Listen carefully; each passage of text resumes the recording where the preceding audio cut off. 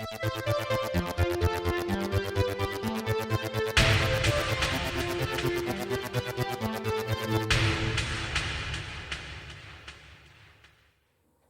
there guys, it's Adam Martyn here, and welcome back to another episode of the Hits Review.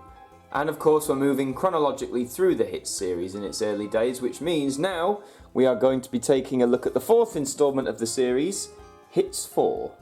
Look at Hits 4 with the number 1 from Diana Ross.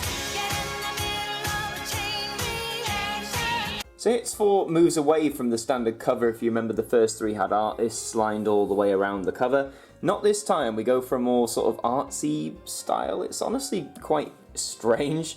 I mean, obviously it says Hits 4 at the top, but I find the artwork a little abstract and odd. But at least you get the artist load down here. So you've got Aha, Fergal Sharkey, Wham, Bangles, Madonna, Diana Ross, Whitney Houston, 5 Star, Paul Hardcastle, Fine Young Cannibals, Eurythmics, Double, Mike and the Mechanics, Howard Jones, DC Lee, Kate Bush, and the Electronic Light Orchestra, to name a few. And the spine, of course, says it's various artists because, hey, that's what it is.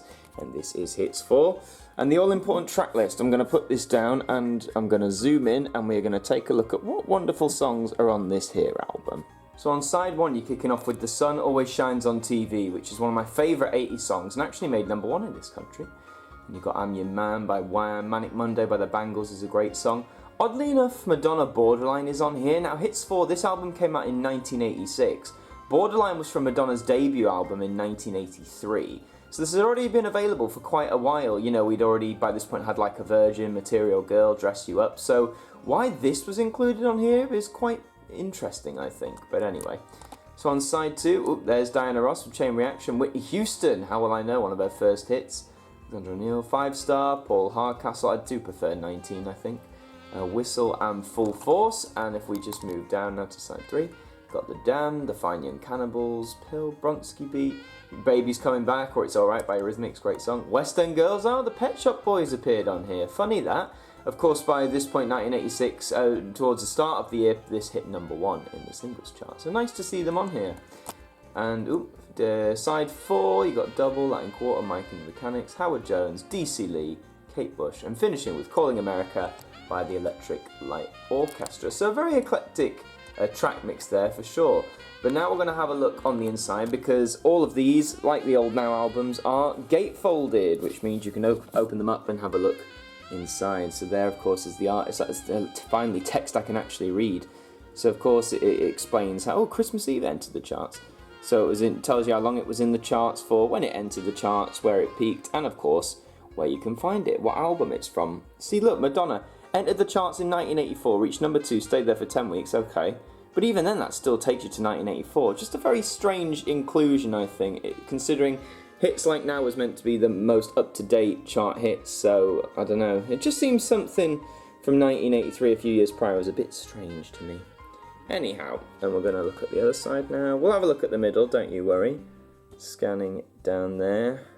There they are, the Pet Shop Boys entered the charts in November 85, reached number 1 and stayed in the charts for 15 weeks.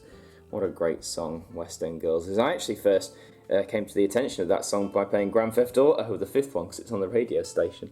Anyway, Hits 4, you can also get the Hits 1 album and tape, the Hits 2 album and tape, and the Hits 3 album and tape, which all bear the old sort of cover style. And it says the first 3 collections of the famous hit series are still available on LP and cassette, and a video cassette of a selection of tracks included on this compilation is also available from the right people, and you've got all your credits there.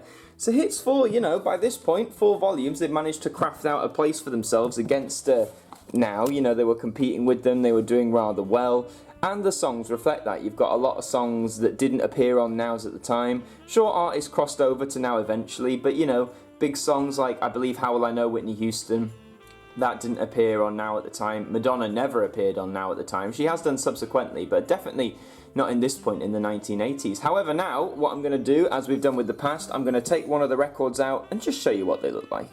So here is a Hits 4 record. This is the first disc, so as you can see it says side 1, and on the flip it'll say side 2. And continuing the trend of the last couple, it's taken the album artwork and imprinting it on the disc, giving it a little bit of personality.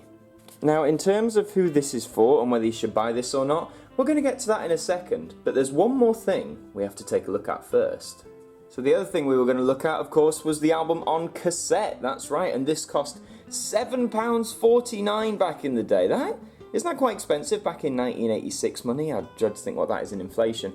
But yes, this is the album on cassette, and I believe all the tracks are here. That's kind of hard to see, but just from having a quick skim of it, I think everything's here, all the tracks. But of course, it's in this fat box style, and they've, if I can open it, they've done it in this stack the tapes way. I don't really like it. I do like they've engraved the logo on there. That's pretty cool.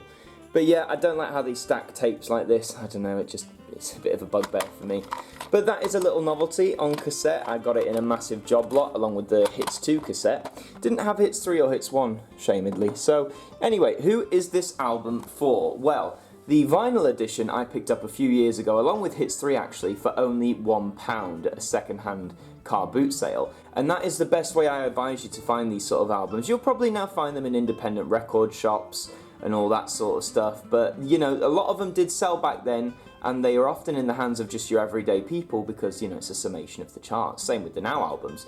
With the cassette version, with cassettes being a bit trickier to find out in the wild these days, if you really want this on cassette, you're either going to be looking at things like eBay or Discogs if you want it on cassette specifically, and make sure it's in working order. That's why, like me, I have a Walkman. If you have a Walkman and you're out in the wild, take it with you so you can test cassettes there and then. But whether it's vinyl or cassette, the Hits 4 is actually a pretty decent album. I think I still prefer Hits 3 in terms of like track list and stuff, but there's some great songs on here. I mean, any Pet Shop Boys is a win for me, and some Madonna as well. So it's really up to you in terms of the track list, but make sure you're picking it up for cheap. Do not pay more than, I'd say, £5 for either version of this. Certainly not £7.49 like some poor sucker did in 1986. Anyway, that's all for this installment of the Hits Review. Thank you very much for watching. If you enjoyed the video, please leave your comment down below. Leave a like. Let me know if you owned Hits 4 back in the day or if you've recently acquired it. Subscribe to the channel if you are new. And until the next one, I will see you guys next time. Hits 4 with Whitney Houston. Hits 4 on album, cassette, and video. Get on down to your record store. Ask for Hits 4.